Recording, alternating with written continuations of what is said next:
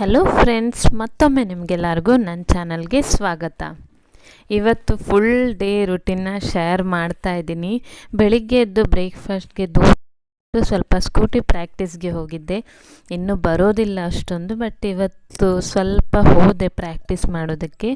ಅದಾದಮೇಲೆ ಬಂದುಬಿಟ್ಟು ಸ್ವಲ್ಪ ಹೇರ್ ಆಯಿಲಿಂಗ್ ಮಾಡ್ತಾಯಿದ್ದೀನಿ. ಇವಾಗ ಸ್ನಾನ ಮಾಡಬೇಕು, ಸೊ ತಲೆ ಸ್ನಾನ ಮಾಡಬೇಕು ಅಂತ ಅಂದ್ಕೊಂಡಿದ್ದೀನಿ. ಇದು ನಾನು ಮನೆಯಲ್ಲೇ ಮಾಡಿರೋ ಆಯಿಲು.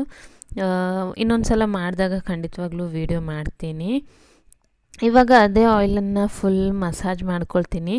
ನಾನು ಅಂದರೆ ಹೇರ್ ವಾಶ್ ಮಾಡಬೇಕಿದ್ರೆ ಮೊದಲಿನ ದಿನ ಆಯಿಲ್ ಹಚ್ತೀನಿ. ಆದರೆ ಇವತ್ತು ಯಾಕೋ ಗೊತ್ತಿಲ್ಲ, ಹೇರ್ ವಾಶ್ ಮಾಡೋದೇನು ಪ್ಲ್ಯಾನ್ ಇರಲಿಲ್ಲ.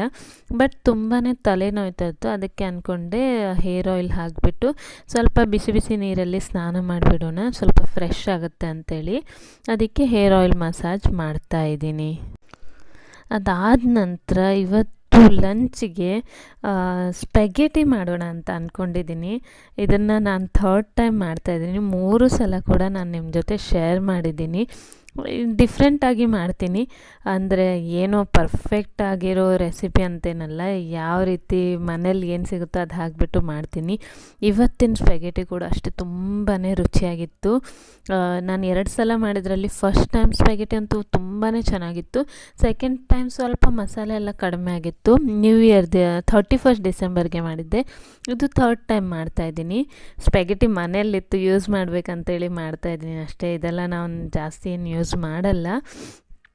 ಇವಾಗ ನಾನೇನು ಮಾಡ್ತಾಯಿದ್ದೀನಿ, ಒಂದು ಬಾಣಲೆಗೆ ಸ್ವಲ್ಪ ಎಣ್ಣೆ ಹಾಕ್ಕೊಂಡಿದ್ದೀನಿ. ಎಣ್ಣೆ ಬಿಸಿಯಾದ ತಕ್ಷಣ ಸ್ವಲ್ಪ ನೆಲಗಡಲೆ ಹಾಕ್ಕೊಳ್ತೀನಿ. ನೆಲಗಡಲೆ ಮತ್ತು ಬಟಾಣಿ ಇದು ಆ್ಯಕ್ಚುಲಿ ನನಗೇನಾದರೂ ಫ್ರೈಡ್ ರೈಸ್, ನೂಡಲ್ಸ್ ಈ ಥರದ್ದು ಏನು ಮಾಡಿದರೂ ಕೂಡ ಏನಾದರೂ ಕ್ರಂಚಿಯಾಗಿ